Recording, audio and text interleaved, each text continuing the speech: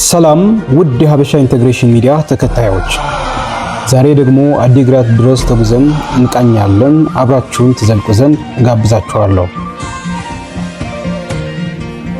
ጉዟችን የሚጀምረው ከመቀለ ነው። መቀለ ትተን ወደ ሰሜናዊ ደጋማ ቦታዎች እንዘልቃለን። ተራሮች በቀስታ ወደ ላይ ይወጣሉ። በተራሮችና ሸለቆች ለ120 ኪሎ ሜትር ገደማ እንጓዛለን። መንገዱ ከጉዞ በላይ ነው። ምክንያቱም እያንዳንዱ መልክዓ ምድር የራሱ የሆነ ውበትና ስህበት ስላለው። የጉዟችን መዳረሻ አዲግራት ከተማ ናት። ከመቀለ ተነስተን አዲግራት ለመግባት አጉላ፣ ውቅሮ፣ ስንቃጣ እና ዳጋ ሐሙስ አልፈን መሄድ ግድ ይለናል። ሁሉም ከተሞች በሱሱ እንዳብሳቸዋለን። ዋናው ትኩረታችንና መዳረሻችን ግን የአጋሚዎች መንደር የሆነችው አዲግራት ናት። አሁን አጉላ ደርሰናል። አጉላ መለስተኛ ከተማ ሆና የደራች የንግድ ማዕከል መሆኗ ይነገርላታል። ከተማዋ በአጭር ጊዜ ውስጥ ጥሩ እድገት እንዳሳየች ይታወቃል። አጉላ በሸለቆማ እና ተራራማ መልክዓ ምድር የምትገኝ ድንቅ ከተማ ናት። አሁን ከተማዋን አልፈን ጉዟችን ቀጥሏል።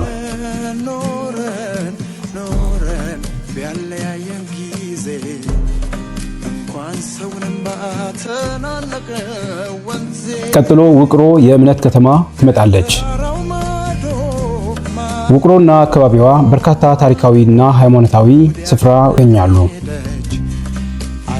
ከአለት ተፈልፍሎ የተሰሩ አብያተ ክርስቲያናትና እድሜ ጠገቡ እና አንጋፋው የአልነጃሺ ታሪካዊ መስጂድ ከውቅሮ ወጣ ብሎ ነጋሽ በምትባል ትንሽዬ ቀበሌ ይገኛል። እንኳን ሰውንም ባተናነቀ ወንዜ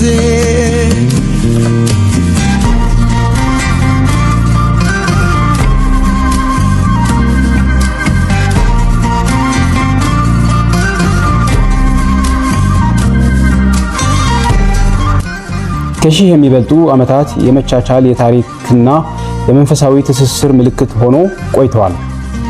አማኞችን ይህን የተቀደሰ ቦታ ለመጎብኘት ከዓለም ዙሪያ ይመጣሉ።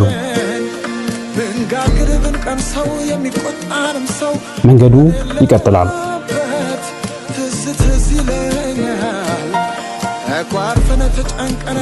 መንገዱ ቀዝቃዛ ንፋስ ወዳለበትና አስደናቂ እይታ ወዳለው ስንቃጣ ይቀጥላል። ስንቃጣ ወይም ፍሮወይኒ በመባል የምትታወቀው አልፈን ዳጋ ሐሙስን እናገኛለን። ዳጋ ሐሙስ ማለት የሐሙስ ገበያ ማለት ነው። ሆኖም ግን የገበያ ቀኗ ቅዳሜ ዕለት መሆኑ አውቄያለሁ። ዳጋ ሐሙስ በደራና በደመቀ ገበያ ትታወቃለች።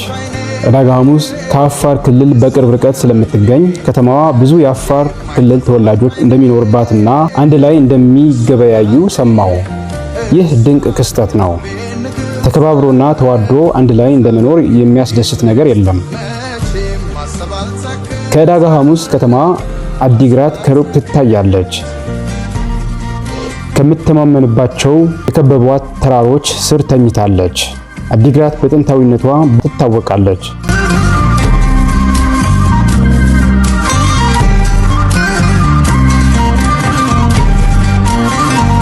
እዚህ ከተማ የሚኖሩ ሰዎች አጋም ይባላሉ። የደጃዝማች ስባጋድስ ልጆች ነን ብለው በኩራት ይናገራሉ። ደጃዝማች ስባጋድስ ታሪክ ውስጥ እጅግ ከበሬታ ካላቸው መሪዎች ሆነው የትግል የብልሃትና የድፍረት ምልክት ተደርገው ይቆጠራሉ። አጋሜ ሰዎች የሚታወቁት በልዩ የሥራ ባህላቸው፣ ጠንካራ የንግድ አስተሳሰብና ችሎታ፣ ስነ ምግባርና ንቃተ ህሊና፣ ከዜሮ ተነስተው ስኬትና ሀብት የመገንባት ችሎታቸው ይጠቀሳሉ። አዲግራት በትግራይ ውስጥ ካሉ ጥንታዊ ከተሞች አንዷ ነች። በዙሪያዋ ካሉ ተራሮች ጋር ሲነጻጸር እዚህ ያለው መሬት ጠፍጣፋና ሰፊ ነው። በአፈ ታሪኩ መሰረት አዲግራት የሚለው ስም የመጣው ከሁለት ቃላቶች ሲሆን አዲና ግራት የሚሉ ናቸው። አዲ ማለት ቦታ ሲሆን ግራት ደግሞ መሬት ይሆናል። ተደምረው ትርጉሙ ሲታይ የመሬት ቦታ ወይም አዲግራት ተብሎ ይጠራል። ከተማዋ የንግድ፣ የባህል፣ የሃይማኖትና የመከላከያ ስትራቴጂ ማዕከል ሆና ቆይታለች። እንዳልተፋቀርን ለየነ ከስንቱ ወይኔ መገኛ ቦታዋ ከዋና ዋና አቅጣጫዎች ጋር የሚያገናኛት 3 ታሪካዊ በሮችን አሏት። አዲግራት መቀሌ የሚያደርስ ትልቅ መንገድ፣ አዲግራት አስመራ የሚያደርስ ትልቅ መንገድ፣ አዲግራት አድዋ የሚያደርስ ትልቅ መንገድ። የአዲግራትና አካባቢው ሕዝብ አጋመ በመባል ይታወቃል። በመላው ትግራይ ክብርና ኩራት ያለው ስም ነው። ማንነታቸው የሚቀረጸው በጠንካራ የሥራ ባህል፣ የሥራ ፈጣሪነት መንፈስና ኃይል፣ ለትምህርትና ዕውቀት ያላቸው ክብር፣ ጥልቅ ባህላዊ እሴቶች፣ ከማይበጠስ የቤተሰብ ግንኙነት ከጥቂቶቹ መገለጫቸው ናቸው። አዲግራት በከተማ ውስጥ ብቻ ከ14 በላይ አብያተ ክርስቲያናትና 3 መስጊዶችን ያቀፈች መንፈሳዊ ከተማም ነች። በጣም አስፈላጊ ከሆኑ ሃይማኖታዊና ታሪካዊ ቦታዎች በውስጧና አካባቢዋ የሚከተሉት ይገኙባታል። አቡነ አረጋዊ ገዳም ዘደብረ ዳሞ፣ እንደ አባ ዘወንጌል አሲምባ፣ ማርያም ጉንዳ ጉንዶና የጣሊያን ወታደሮች መቃብር ተጠቃሽ ናቸው። አዲግራት በኢትዮጵያ ታዋቂ ከሆኑት ትምህርት ቤቶች አንዱ አጋዚ አንደኛና ሁለተኛ ደረጃ ትምህርት ቤት ይገኝባታል። አጋዚ ትምህርት ቤት በዲሲፕሊን በአካዳሚክ ልህቀትና በሀገር አቀፍ ስኬቶች ይታወቃል። በትግራይ ከሚገኙ ረጃጅም ተራሮች አንዱ የሆነው የአሎቃ ተራራ በቅርብ ርቀቷ ይገኛል። አሎቃ ተራራ ከትግራይ 3ኛ ረጅሙ ተራራ መሆኑ ይታወቃል።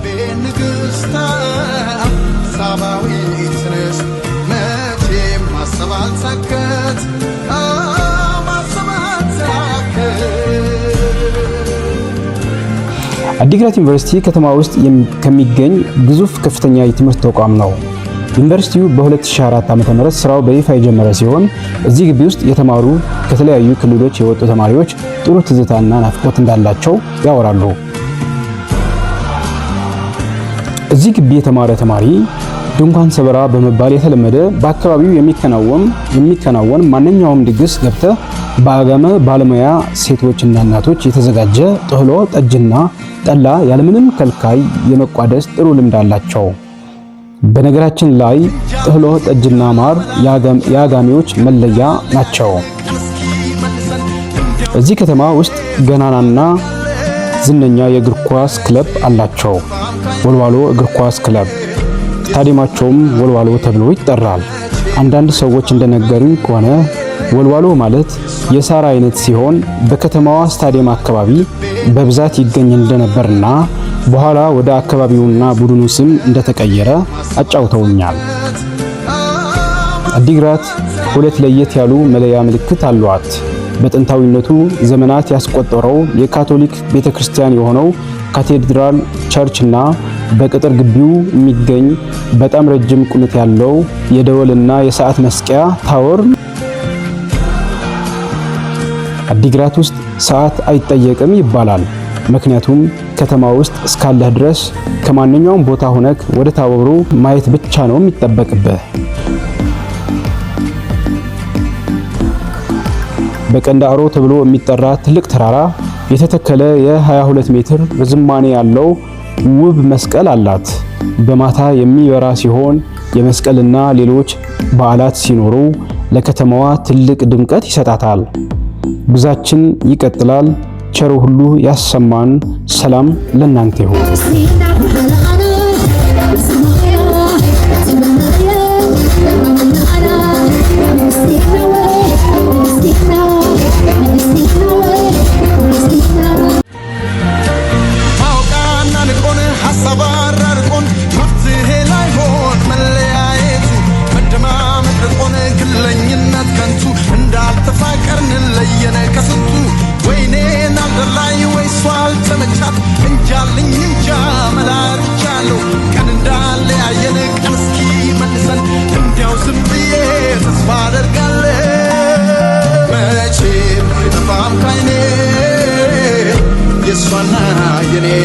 መቼም አይጠፋም ካይኔ የሷና የኔ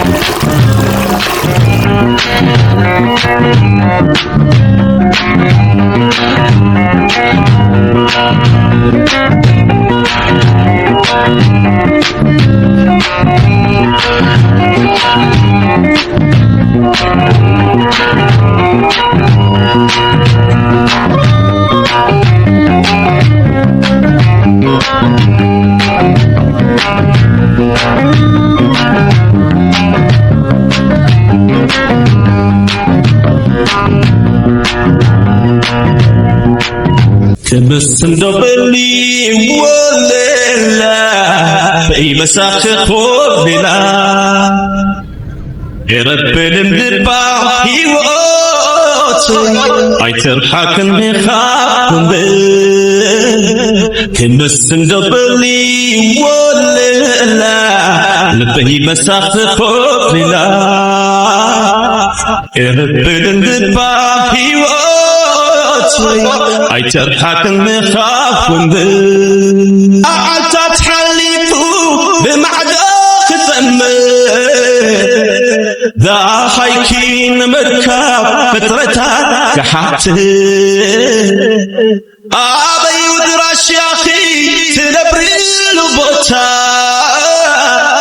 عمرك حضر اللي لا عيني ولحتها ذا هيابي تزاربي حسب بلشا ناقد كيدو أي كفلتن شندزي يجيكن لا لا لا لا لا